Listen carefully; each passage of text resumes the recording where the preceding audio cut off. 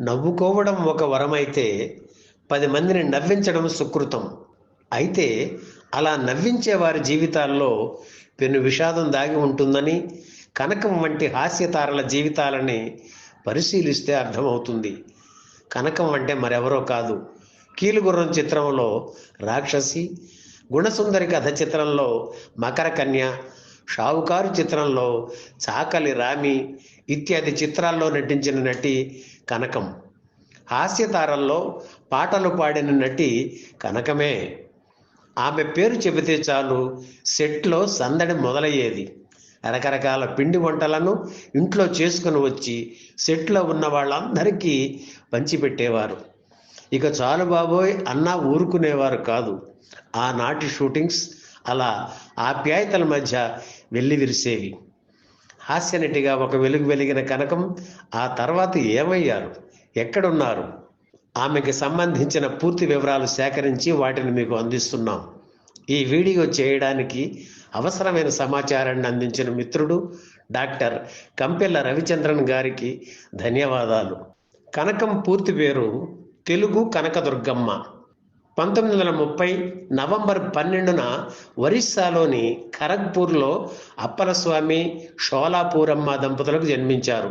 వాళ్ళ నాన్న railway driver. ఉద్యోగరీత్యా ఎన్నో ఊళ్ళు తిరిగి చివరకు విజయవాడలో స్థిరపడ్డారు. ఆర్సీఎం స్కూల్లో 8వ ఫారం వరకు చదువు, ఆ తరువాత మున్సిపల్ హై స్కూల్లోనూ చదివారు కనకం. చదువులో ఎప్పుడూ ఫస్ట్. కనకం వాళ్ళ బావ దుర్గారావు హార్మోనిస్ట్. రాయలసీమ నాటకాల సంస్థలకు ఆయనే హార్మోనిస్ట్గా పనిచేసేవారు. మరో బావ నల్లంచి అప్పారావు కనకదుర్గా నాట్య మండలిని నిర్వహించేవారు. తన 12 ఏళ్ల వయసులో తొలిసారిగా ప్రతిమ నాటకంలో నటించారు కనకం. తొలి ప్రయత్నంలోనే పేరు తెచ్చుకోవడంతో ఆ తరువాత చాలా నాటకాల్లో బాలపాత్రలు పోషించారు. కనకంకు వయసు వచ్చిన తరువాత ఆమెకు పెళ్లి చేయాలని అనుకున్నారు. మహారాష్ట్రలో ఉంటున్న ఓ డాక్టర్తో పెళ్లి నిశ్చయించారు. అయితే అతనికి ఇది 2వ వివాహం. ఈ పెళ్లి ఇష్టం లేక కొంత డబ్బు తీసుకుని ఇంట్లో ఎవ్వరికీ చెప్పకుండా పారిపోయి మద్రాసు చేరుకున్నారు. అక్కడ రచయిత తాపీ ధర్మారావు పరిచయం అయ్యారు. జవ్వాది గంగారత్నం ఇంట్లో బస ఏర్పాటు చేశారు. ఆ రోజుల్లో చాలా స్టైలిష్గా ఉండేవారు Kanakam. White sari, full hands blouse, curling hair, ఇలా చూడగానే ఆకట్టుకునే పర్సనాలిటీ ఆమెది. తాపీ ధర్మారావు గారే ఆమెని రేడియో కేంద్రానికి తీసుకువెళ్ళి జానపద గీతాలు పాడించారు. కనకం తొలి సినిమా గృహప్రవేశం. 1946లో వచ్చిన ఈ చిత్రంలో బాల వితంతువుగా నటించారు. ఆ సినిమాలోనే ఇంకో వేషం కూడా వేశారు. హీరో భానుమతితో కలిసి గ్రూప్ డ్యాన్స్లో పాల్గొన్నారు. ఆ రోజుల్లో దర్శకుడు ఎల్వి ప్రసాద్ కనకంకు వేషాలు ఇచ్చి ప్రోత్సహించేవారు. ఆ తరువాత అక్కినేని నటించిన కీలుగుర్రం చిత్రంలో అంజలీదేవి చెల్లి కేకిని వేషం పోషించే అవకాశం వచ్చింది. ఈ వేషానికి మొదట లక్ష్మీ రాజ్యమును అనుకున్నా చివరికి కనకంకే దక్కింది. తను నటించే చిత్రాల్లో తన పాటలు తనే పాడుకునేవారు కనకం. కీలుగుర్రం చిత్రంలో చెంపవేసి నాకింపు చేసితివి పాటను రేలంగితో కలిసి పాడారు కనకం. కీలుగుర్రం చిత్రం సక్సెస్ కావడంతో వాహిని వారి గుణసుందరి కథ చిత్రంలో మకర కన్య వేషం ఇచ్చారు దర్శకుడు కేవీ రెడ్డి. మకర కన్య వేషం ఆ రోజులకు సెక్సీ వేషం. డ్రెస్ కూడా గ్లామరస్గా ఉండేది. ఈ సినిమా తర్వాత కనకంకి సెక్సీ స్టార్ అనే పేరు వచ్చింది. ఆ తర్వాత స్టార్ కమెడియన్ కస్తూరి శివరావుతో కలిసి రక్షారేఖ చిత్రంలో నటించారు కనకం. ఇది కూడా సెక్సీ వేషమే. అలాగే 1952లో వచ్చిన మానవతి సినిమాలో కూడా శివరావు సరసన నటించారు. అదే ఏడాది వచ్చిన టింగురంగ చిత్రంలో కూడా ఆమె నటించారు. ఇదే చిత్రాన్ని తమిళంలో రీమేక్ చేసి అందులోనూ నటించారు కనకం. కనకం నటించిన ఇతర చిత్రాల విషయానికి వస్తే 1951లో వచ్చిన తిలోత్తమ, మాయాపిల్ల, ఆకాశరాజు, అగ్ని పరీక్ష, చంద్రవంక చిత్రాల్లో నటించారు. 1952లో వచ్చిన ఆడబ్రతుకులో రఘురామయ్య గారి సరసన దాసి చిత్రంలో ఎన్టీఆర్ గారికి 2వ భార్యగా నటించారు. 1953లో వచ్చిన ప్రియురాలు చిత్రంలో వేశ్యమాత పాత్ర పోషించారు. గుణసుందరి కథ చిత్రంలో కనకం పోషించిన పాత్ర చూసి షావుకారులో చాకలి రామి పాత్ర ఇచ్చారు ఎల్వి ప్రసాద్. చీర మోకాళ్లకు పైగా కట్టి పైటి చెంగు జార విడుస్తూ తేగలు నములుతూ రవిడి రంగడు పాత్రధారి ఎస్వి రంగారావు గారిని ఆట పట్టించే వేషం ఆమెది. ఈ సినిమా విడుదలైన తరువాత ఎన్టీఆర్ రామక్క అని ఆమెను పిలిచేవారు.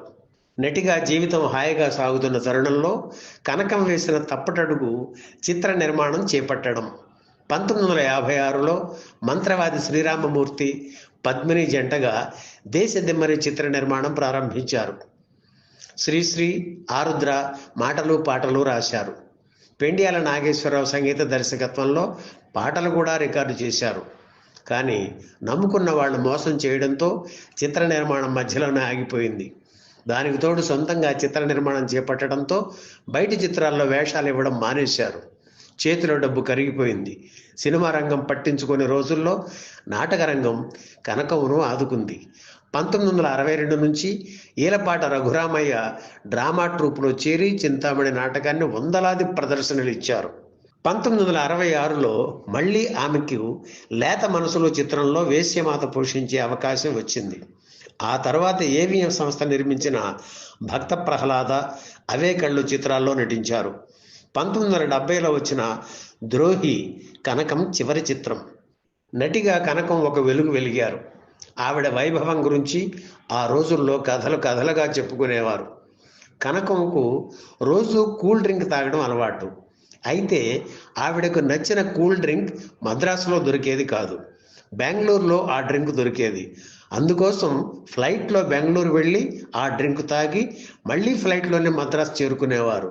నెలలో 20 రోజులు ఆమె అలా చేసేవారు. కేవలం కూల్ డ్రింక్ కోసమే ఆవిడ అంత డబ్బు ఖర్చు చేసేవారంటే ఆవిడ సంపాదన ఎలా ఉండేదో ఊహించుకోవచ్చు. అంత వైభవంగా బ్రతికిన కనకం చివరి రోజుల్లో తినడానికి తిండి లేక చాలా బాధపడ్డారు. దీపం ఉండగా ఇల్లు చక్కదిద్దుకోకపోవడం ఆవిడకు శాపంగా మారింది. సొంత సినిమా ప్రారంభిస్తే ఏ ఆర్టిస్ట్కైనా అవకాశాలు తగ్గుతాయి. కనకం విషయంలోనూ అదే జరిగింది. ఆవిడకు హీరోయిన్గా నటించాలనే కోరిక తీవ్రంగా ఉండేది. తనకు హీరోయిన్ ఛాన్స్ ఎవరు ఇవ్వరు కనుక తనే సొంతంగా చిత్ర నిర్మాణం ప్రారంభించారు. ఆ సినిమా పేరు దేశదిమ్మరి. ఆవిడ భర్త సూరి దానికి దర్శకుడు. పాటల రికార్డింగ్కి చాలా డబ్బు ఖర్చు పెట్టారు కనకం. పోనీ ఆ సినిమా విడుదలై ఉంటే హీరోయిన్గా నటించాలని ఆవిడ కోరిక నెరవేరి ఉండేది. చిత్ర నిర్మాణం మధ్యలోనే ఆగిపోవడంతో ఆ కోరిక తీరలేదు. పెట్టిన డబ్బు వెనక్కి తిరిగి రాలేదు. ఇక అప్పటి నుంచి ఆవిడ పతనం మొదలైంది. సినిమాల్లో అవకాశాలు తగ్గిపోవడంతో అవసరాల కోసం మద్రాసులో ఉన్న ఇల్లు అమ్మేశారు. ఇంట్లో ఫర్నిచర్ను ప్రముఖ రచయితలు, తనకు అత్యంత ఆప్తులు అయిన శ్రీశ్రీ, ఆరుద్రలకు ఇచ్చేశారు. కారు వెళ్ళిపోయింది. 150 తులాల బంగారానికి రెక్కలు వచ్చి ఎగిరిపోయింది. ఇంత జరిగినా ఆవిడ ధైర్యం కోల్పోలేదు. మళ్ళీ నాటకాలను ఆశ్రయించారు. 1970 వరకు దాదాపు 50 చిత్రాల్లో నటించిన కనకం ఆ తర్వాత నాటకాలతో మళ్ళీ బిజీ అయ్యారు. 1974లో ఆవిడ విజయవాడకు మకాం మార్చారు. ఆవిడకు వీడ్కోలు పలికేందుకు అప్పుడు మద్రాసు సెంట్రల్ స్టేషన్కు వచ్చిన వ్యక్తులు ముగ్గురు. నటి ఛాయాదేవి, రచయితలు శ్రీశ్రీ, ఆరుద్ర. కనకం గారికి పిల్లలు లేరు. అక్క కూతురైన అనురాధను పెంచుకున్నారు. ఆవిడే చివరి రోజుల్లో బాగోగులు చూసుకునేవారు. గాయకుడు నాగూరుబాబు అమ్మగారు షహీదా, కనకం గారు చాలా నాటకాల్లో కలిసి నటించారు. నాగూరుబాబు అప్పట్లో చాలా చిన్న పిల్లాడు. వాళ్ళ అమ్మగారితో పాటు నాటక ప్రదర్శనలకు వెళుతుండేవాడు. వాళ్ళ అమ్మగారు స్టేజి మీద నాటకం ప్రదర్శిస్తుంటే తెర వెనుక కనకం నాగూరుబాబును చూసుకుంటూ ఉండేవారు. నాగూరుబాబుకి విజయవాడలో ఒక ఇల్లు ఉండేది.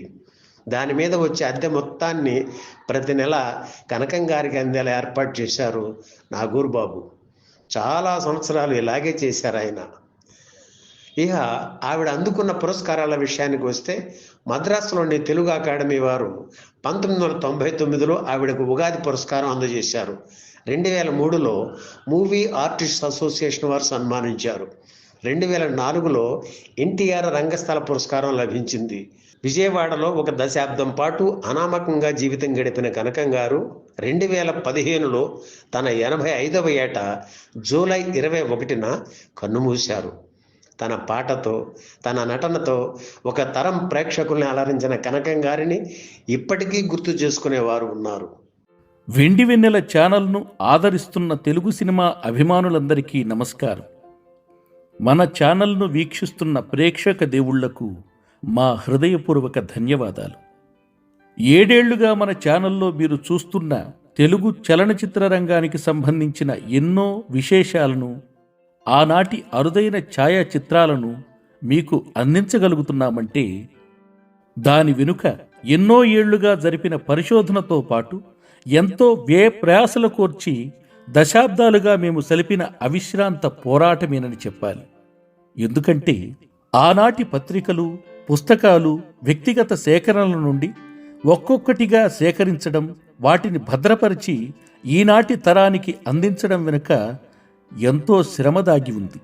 ఇప్పటి వరకు మన ఛానల్లో మీకు తెలియజేసిన అంశాలు, మీరు చూసిన ఛాయాచిత్రాలు మచ్చుకు మాత్రమే.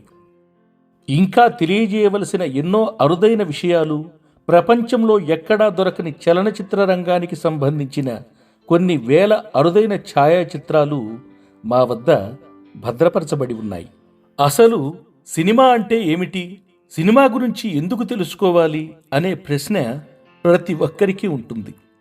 సినిమా అంటే 2.5 గంటల పాటు ఏసీ థియేటర్లో చేసే కాలక్షేపం అనుకునే నేటి తరానికి తెలియకపోవచ్చును గాని, సినిమా అంటే ఆనాటి నుండి ఈనాటి వరకు మారుతున్న కాలాన్ని ఎప్పటికప్పుడు మన కళ్లకు కట్టినట్లు చూపించే దర్పణమే. అన్ని రంగాలను తనలో కలుపుకొని అందరినీ ఒక చోటుకు చేర్చి ఎన్నో కళలను, ఎన్నో సంస్కృతులను, ఎన్నో సాంప్రదాయాలను ఒకే చోట మనకు అందించే సాధనమే సినిమా. నేటి రేపటి తరానికి ఎన్నో విషయాలను తెలియజేసే ఏకైక సాధనమే సినిమా. అంతేకాదు, నాగరికతకు నిర్వచనమే సినిమా. సినిమా అంటే థియేటర్లోనే కాదు, వెదకితే ప్రతి జీవితంలోనూ ఉంటుంది. అటువంటి తెలుగు చలనచిత్ర విశేషాలను ఆశేష ప్రజలకు తెలియజేస్తున్న ఏకైక యూట్యూబ్ ఛానల్ మన వెండి వెన్నెల ఛానలేనని సగర్వంగా తెలియజేస్తున్నాము. అయితే ఇప్పటి వరకు మన ఛానల్ను సబ్స్క్రైబ్ చేసి వీడియోలన్నింటినీ వీక్షించి మాకు ఆర్థిక సహకారాన్ని అందించాలనుకుంటున్న వారికి ఇదే మా స్వాగతం.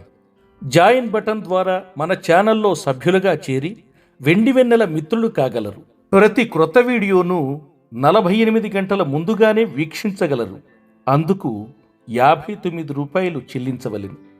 పాత సినిమాలంటే ఆసక్తి, అభిరుచి కలిగిన వెండి వెన్నెల కుటుంబ సభ్యులకు ప్రతి ఆదివారం ఇంతవరకు వీడియోలలో ఎక్కడా చూపించని 5 అరుదైన ఫోటోలను మరియు వాటి వెనుక ఉన్న కథనాలను తెలియజేస్తూ నెలకి 20 ఫోటోలను, వాటి కథలను ₹239 చెల్లించిన కుటుంబ సభ్యులకు అందించబడును.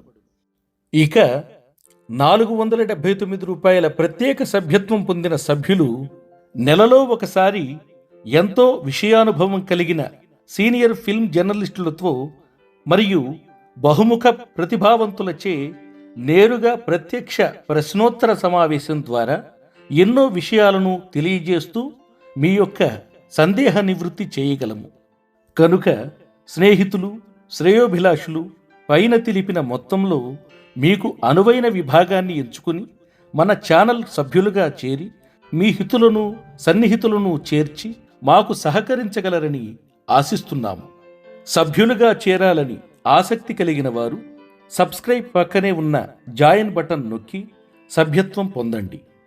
మరొక్క విషయం, వీక్షించిన అనంతరం మీరు కామెంట్ల ద్వారా అందిస్తున్న అదనపు సమాచారానికి ప్రత్యేక కృతజ్ఞతలు. అయితే ఇప్పటి వరకు మన ఛానల్ను వీక్షిస్తూ సబ్స్క్రైబ్ చేయని వారు వెంటనే సబ్స్క్రైబ్ చేయాలని, అలాగే సభ్యులుగా చేరాలని ప్రత్యేకంగా కోరుతున్నాము. ఇన్నాళ్ళు ఎటువంటి ప్రత్యేక సదుపాయాలు లేకపోయినా మాతో నిలబడిన మా 15 మంది తొలి సభ్యులకు మా హృదయపూర్వక ధన్యవాదాలు. మీరే మాకు స్ఫూర్తి ప్రదాతలు.